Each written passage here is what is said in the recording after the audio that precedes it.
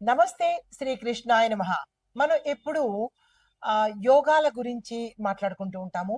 ఏ యోగము, ఏ గ్రహాలు ఎవరెవరికి ఎలాంటి ఫలితాలు ఇస్తాయి, ఏ మాసంలో ఏ యోగాలు కలగబోతున్నాయి అనే అంశాన్ని మనం ఎప్పుడూ నిరంతరం చెప్పుకుంటూనే ఉంటాము.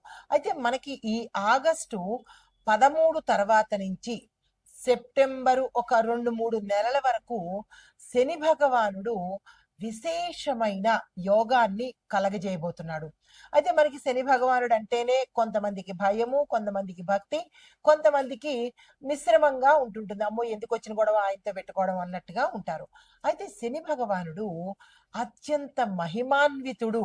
దీంతో పాటు ఈ శని భగవానుడు కర్మ ప్రదాత అంటారు. ఎవరెవరు ఏ కర్మలు చేస్తారో, మంచైనా చెడైనా ఏ కర్మలు చేస్తారో ఆ కర్మలకు సంబంధించిన ఫలితాన్ని మాత్రమే ఇస్తాడు తప్ప ఒక్క అంగుళం ఎక్కువ ఇవ్వడు, ఒక్క అంగుళం తక్కువ ఇవ్వడు. అయితే ఈయన మన జీవితంలో అంటే ప్రతి ఒక్కరి జీవితంలో శని భగవానుడు టచ్ చేసి వెళ్ళిపోతూ ఉంటాడు. అయితే ఈ టచ్ చేసి వెళ్ళిపోయే క్రమంలో ఎన్నెన్నో గుణపాఠాలు నేర్పిస్తుంటాడు. గుణపాఠాలే కాకుండా పరీక్షలు కూడా ఎంచక్కా పెడతాడు. ఆ పరీక్షల్లో నెగ్గేటటువంటి శక్తిని కూడా ఆయన ఇస్తాడనమాట. శని భగవానుడు సామాన్యుడు కాదు. అత్యంత మహిమాన్వితుడు, అత్యంత కరుణామయుడు కూడా. చూసే వాళ్ళ దృష్టిని బట్టి ఉంటుంది. అందరూ శని భగవానుడు భయంకరాకారుడు, నల్లగా ఉంటాడు, భయంకరం ఉంటాడు, భయాన్ని గొలుపుతూ ఉంటాడు అని అంటారు.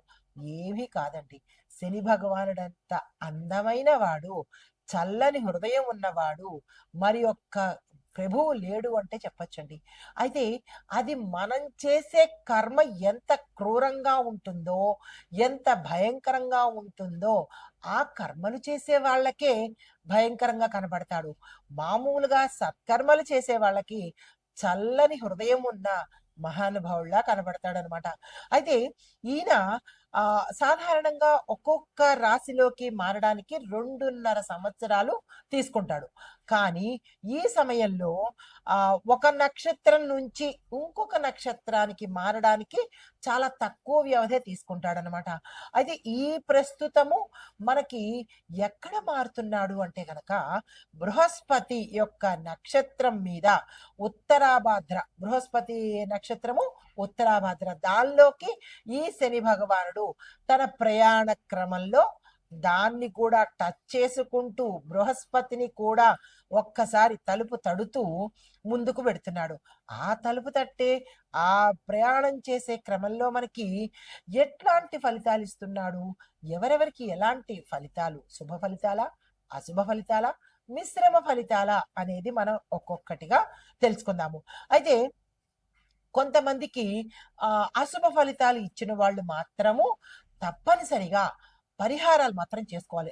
ఏం చేస్తాడులే అని లైట్ తీసుకుంటే గనక ఇంకా అంతే సంగతులు. కాబట్టి నేను ఒక్కొక్కటి వివరంగా పరిహారాలు చేసుకోవాల్సిన రాశులేమిటి, మిశ్రమ ఫలితాలేమిటి అనేది సవివరంగా తెలియచేస్తాను. ఎక్కడా స్కిప్ చేయకుండా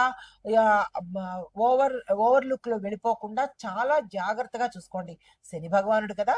అయితే వీళ్ళు పాటించవలసిన ప్రధానంగా కొన్ని రాశులు అయితే ఉన్నాయి. ఆ రాశులు వాళ్ళు పాటించవలసిన నియమ నిబంధనలు ఏంటి, ఎలా పూజించాలి, ఏ సమయంలో పూజించాలి అనే అంశాలను సవివరంగా మీకు తెలియచేస్తాను. తదుపరి రాశి మిథున రాశి.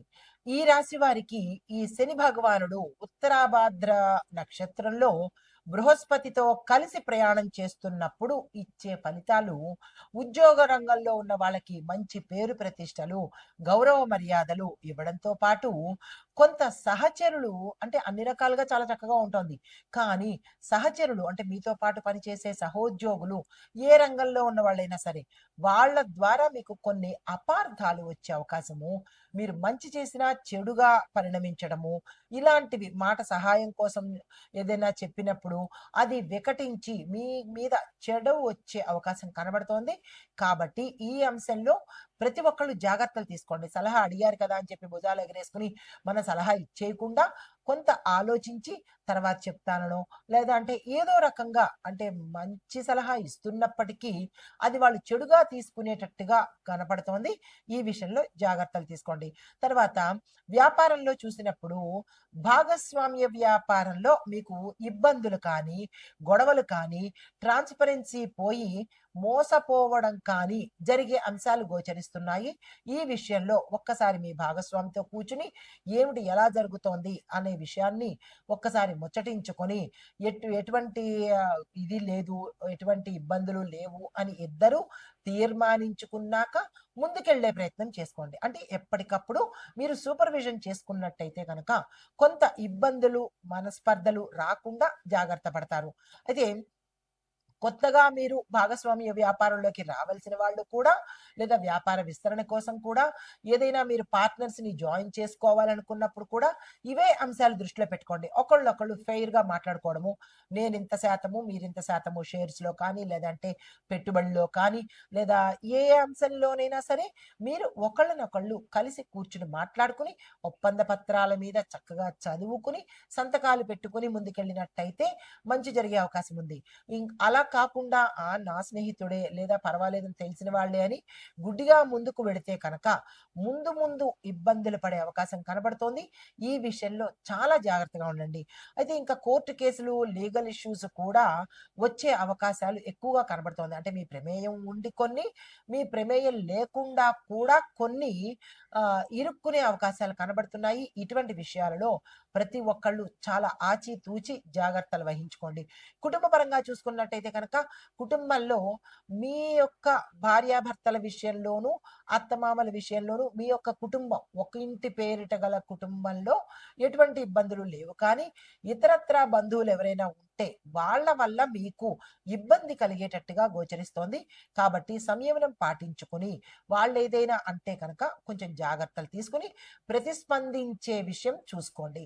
అయితే ఆర్థిక సంబంధిత లావాదేవీలు ఏవైనా చేయాల్సి వచ్చినప్పుడు, అంటే లాక్స్‌లో అమౌంట్ మనం ట్రాన్స్‌ఫర్ చేయడం కానీ, లేదా చెక్కుల మీద సంతకం పెట్టడం కానీ, ఇలాంటి విషయాల్లో అంటే లాక్స్ ఆఫ్ రూపీస్‌ని మీరు ఇన్వెస్ట్‌మెంట్ చేయడం కానీ, లేదా ట్రాన్సాక్షన్స్ చేయడంలో కానీ చూసుకున్నట్టయితే నష్టపోకుండా ఉండే అవకాశం కనబడుతోంది. ముఖ్యమైన పత్రాలు, డాక్యుమెంట్స్ ఏమైనా ఉంటే కనుక వాటిని భద్రత చేసుకోవాల్సిందిగా చెప్పడం జరిగింది. అయితే ఆరోగ్యపరంగా చూసినట్టయితే కనుక ఎటువంటి అనారోగ్య సూచనలైతే కనిపించట్లేదు. కానీ బయట వ్యవహారాలు కానీ, ఆహార వ్యవహారాల్లో కానీ కొంత జాగ్రత్త తీసుకున్నట్టయితే కనుక ఉత్తరోత్తర ఎటువంటి సమస్యలు లేకుండా ఉండే అవకాశం కనబడుతోంది.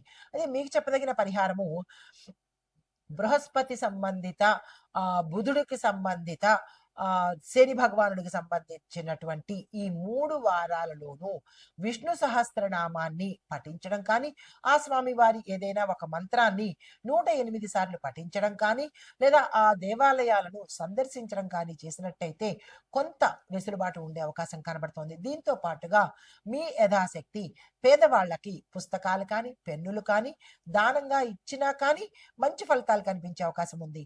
తరువాత అవకాశం ఉంటే లేదా అవకాశం చేసుకొని మంగళవారం కానీ, లేదంటే మీ వీలును బట్టి మంగళవారం రోజు హనుమంతుడి ఆలయంలో నువ్వుల నూనె దీపం మీ చేత్తో మీరు వెలిగించినట్టయితే కనుక ఇటువంటి ఇబ్బందుల నుంచి తొలగి సానుకూలమైన ఫలితాలు పొందే అవకాశం కనబడుతోంది. నమస్తే.